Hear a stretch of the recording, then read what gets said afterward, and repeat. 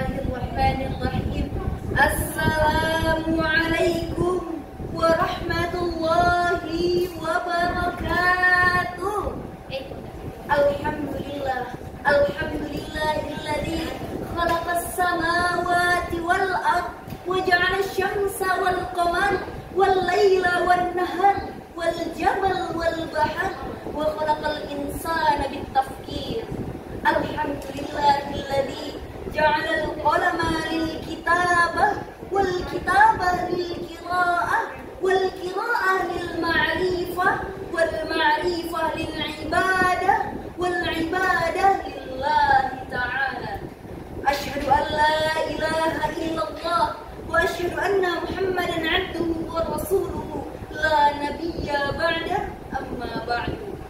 Dewan juri yang arif lagi bijaksana dan para panitia yang semangatnya luar biasa serta para hadirin dimanapun Anda berada. Pertama-tama dan yang paling utama, marilah kita panjatkan puji syukur kehadirat the King of the King, the Lord of the world, and the Creator in this universe of everything is Allah Subhanahu wa Ta'ala. Salawat berbingkaikan salam semoga senantiasa tercurah limpahkan kepada sang proklamator kemerdekaan yang terkenal dengan sistem dakwah mengajak bukan mengejek, merangkul bukan memukul, yang mengkafahkan Islam bukannya mengkafirkan yang sudah Islam. Perkenalkan, saya Dina Meriza asal Lampung Selatan. Berdirinya saya di sini, saya akan menyampaikan sebuah kata yang akan saya patahkan menjadi beribu-ribu kata, yakni sebuah pidato yang berjudul Muda Berguna, Tua Berbahagia.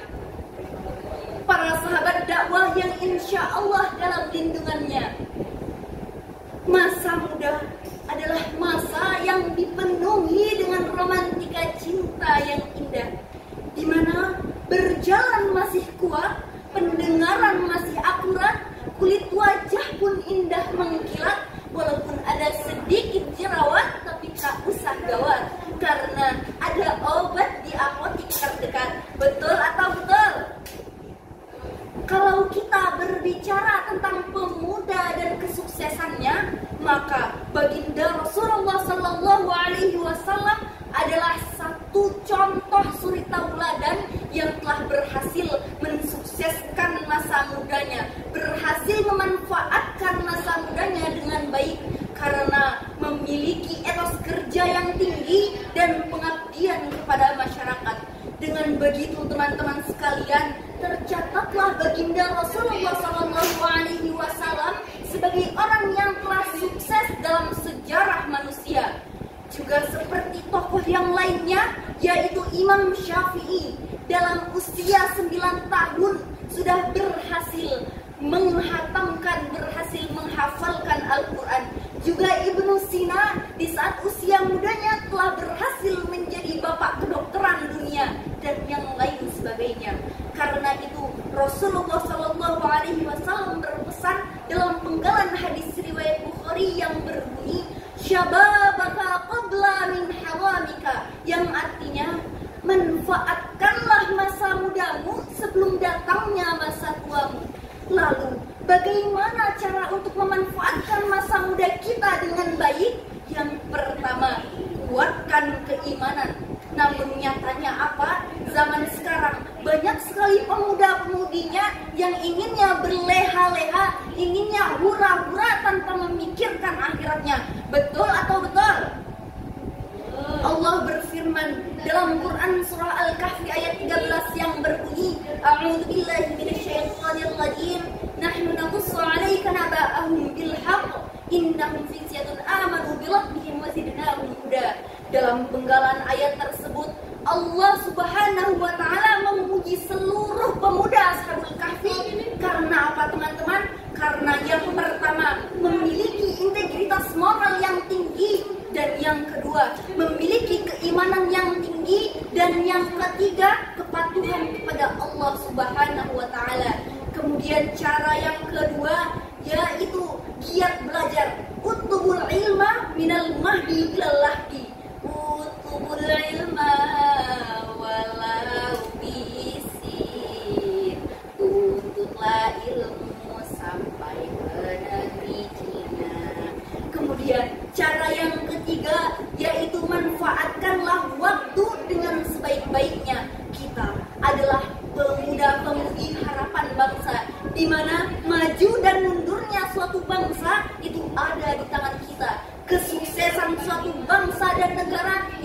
ada di tangan para pemuda-pemudinya.